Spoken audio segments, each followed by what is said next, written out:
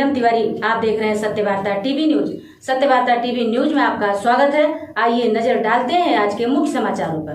भाजपा युवा मोर्चा भिवंडी ग्रामीण विधानसभा अध्यक्ष व माजी सरपंच पप्पू खंडागले पूर्णा स्थित अपने निवास स्थान पर गणेश भगवान की अपने सहपरिवार के साथ 10 दिनों तक आरती पूजा करके बप्पा को विदा किए। वहीं बप्पा का दर्शन करने के लिए विधायक शांताराम मोरे, सायन हॉस्पिटल के डॉक्टर राज भोईर, मुरबाड शहर मनसे अध्यक्ष देवेंद्र जाधव, आशीष जाधव आदि मान्यवरों ने बप्पा का आशीर्वाद लिए। आए हुए सभी मान्यवरों का स्वागत सत्कार किया गया। साथ ही आए हुए मान्यवरों ने शुभकामनाएं देते हुए क्या कहा, आइए देखते हैं।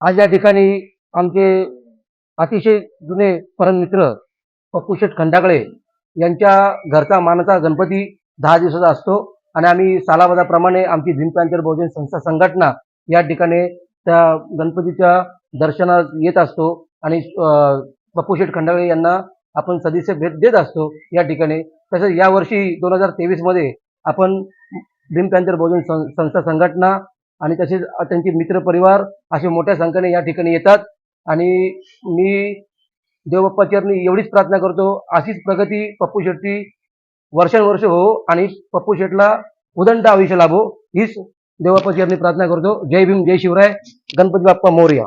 नमस्कार, मी CMO डॉक्टर राज भोईर, सायन हॉस्पिटल मुंबई। आज खरं तर पप्पू भाऊ खंडागले यांनी आज आम्हाला गणपती उत्सवानिमित्त आमंत्रण केलं, त्याबद्दल मी फार त्यांचा आभार व्यक्त करतो। आज तुम्ही पप्पू भाऊंचं नेतृत्व जर बघाल तर या ठाणे जिल्ह्यामध्ये सर्व मोठा पद त्यांच्याकडे आहे, विधानसभा अध्यक्षपद।